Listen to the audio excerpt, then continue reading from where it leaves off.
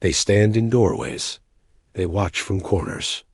They move across walls when you're not looking directly at them. Thousands of people across the world report seeing them, and now doctors are admitting they have no scientific explanation for what's happening. These are shadow people, and the evidence is becoming impossible to ignore. What I am about to share with you will make you question everything you think you know about reality. Welcome back to the channel. I'm diving into one of the most documented yet unexplained phenomena in modern times: shadow people.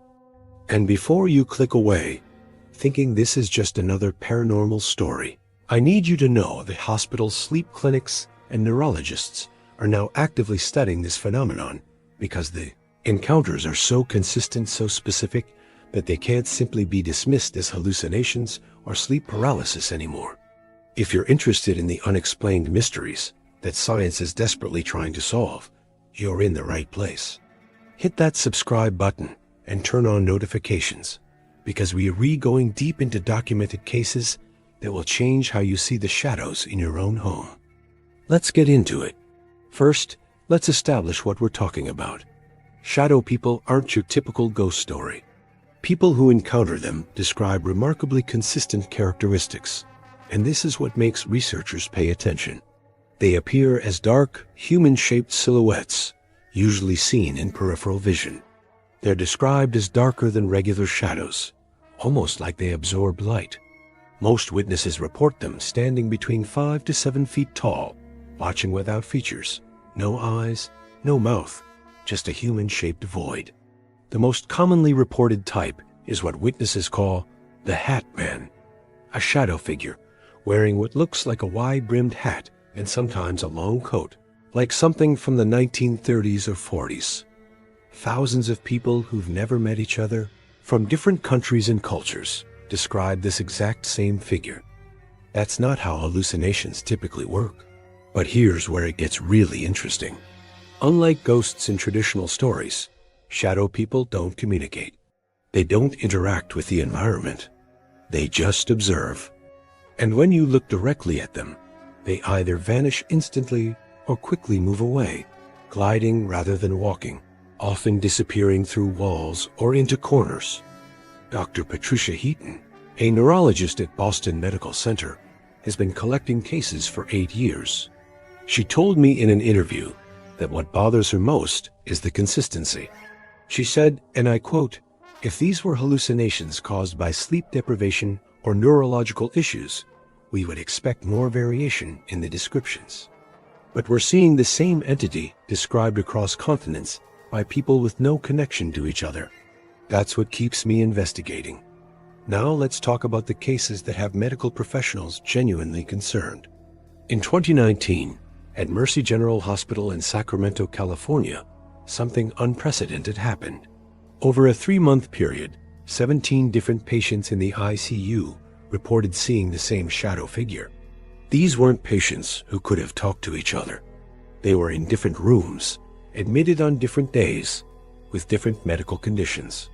But they all described the same thing: a tall shadow figure wearing a hat, standing at the foot of their bed in the early morning hours, between 3 and 4 a.m. Nurse Jennifer Walsh documented every report. She told local news that at first she attributed it to medication side effects. ICU patients are often on heavy pain medication, after all. But then she saw it herself during a night shift. She was checking on a patient when she saw a dark figure move past the doorway. When she went to investigate, the hallway was empty, but she felt what she described as an overwhelming sense of being watched. The hospital brought in a sleep specialist, Dr. Raymond Chun, expecting him to explain it away as hypnagogic hallucinations, those images people see when falling asleep. But Dr. Chun's findings were disturbing. Several of the patients were wide awake when they saw the figure, their brain activity monitored and showing normal waking patterns. No REM sleep, no evidence of dreaming or semi-conscious states. The hospital quietly discontinued the study after local media got wind of it, but Dr. Chun went on record saying, "We found no medical explanation for what these patients experienced." The consistency of their reports combined with the physiological data we collected, suggests they were perceiving something we don't yet understand. But the hospital cases are just the beginning. When researchers started comparing notes, they discovered something that has them genuinely worried. There's a pattern to shadow people encounters that suggests they might be more than just perceptual anomalies. Dr. Marcus Webb, a parapsychologist who's been studying the phenomenon for 15 years, identified what he calls the observation protocol. According to data from over 2,000 documented cases, shadow people appear most frequently during times of high stress, illness, or emotional trauma. But here is the disturbing part. In 63% of cases where someone reported seeing a shadow person in their home repeatedly, a significant negative life event occurred within 3 months. Now, correlation isn't causation, and Dr. Webb is careful to point out that this could be confirmation bias. People going through difficult times might be more likely to notice unusual things, but the percentage is high enough that it can't be completely dismissed. There's also the geographic clustering. Certain locations report significantly higher shadow people encounters. Old hospitals, prisons, and surprisingly, newly built homes constructed on previously undeveloped land. A study conducted in 2021 by the Institute for Paranormal Research found that areas with high electromagnetic field readings also correlate with increased sightings, but they couldn't determine if the EMF causes the sightings or if whatever creates the shadow people also affects electromagnetic fields. Let me tell you about the case that made me take this phenomenon seriously. In 2020, the Morrison family in Portland, Oregon, installed security cameras in their home after their 8-year-old daughter, Emma, kept telling them about the dark man who watched her sleep. Like most parents, they assumed it was nightmares or an overactive imagination, but Emma was insistent. She described him in detail: tall, wearing a hat, standing in her doorway every night around midnight. She said he never came into her room, just watched. To put Emma's mind at ease, her father installed cameras, and they caught something. On multiple nights, the camera showed what appeared to be a dark, human-shaped mass moving past Emma's doorway. It wasn't a clear figure. The footage is grainy and ambiguous, but it was consistent with Emma's timeline. Every night around midnight, something moved past that doorway. The family brought in everyone: electricians to check for wiring issues that might cause camera glitches, paranormal investigators, even a physicist to look for natural explanations. No one could definitively explain what the camera captured. The physicist, Dr. Sara Martinez, said the footage showed an anomaly consistent with a localized decrease in light reflectivity, which is a scientific way of saying something was absorbing light in that space. The Morrison family moved out 3 months later, not because anything violent happened, but because Emma stopped sleeping. The psychological toll was too much. The new tenants reported no unusual activity, but they also don't have children. Emma is now 10 in therapy and still insists the dark man was real.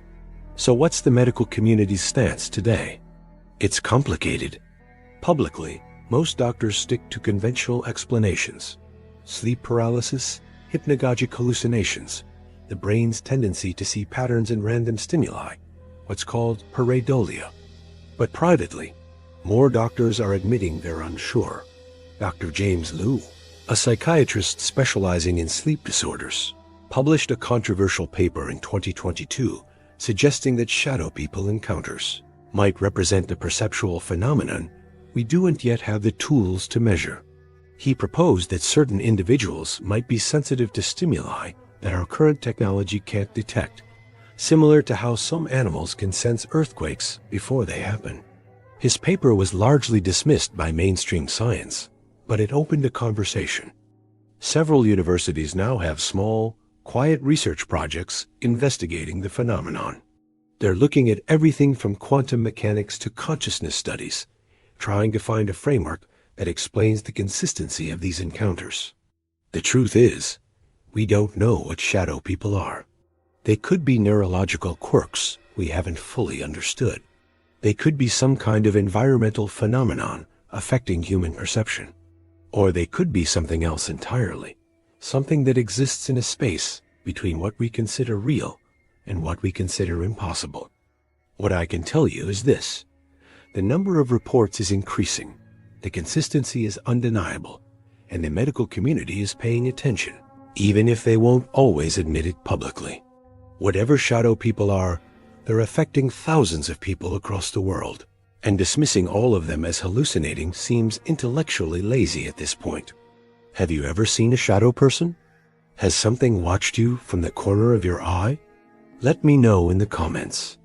And remember, just because we can't explain something doesn't mean it isn't real. It just means we haven't found the right questions yet. Thanks for watching. Subscribe for more deep dives into the unexplained. And maybe, tonight, pay a little more attention to the shadows in your room. You might not be as alone as you think.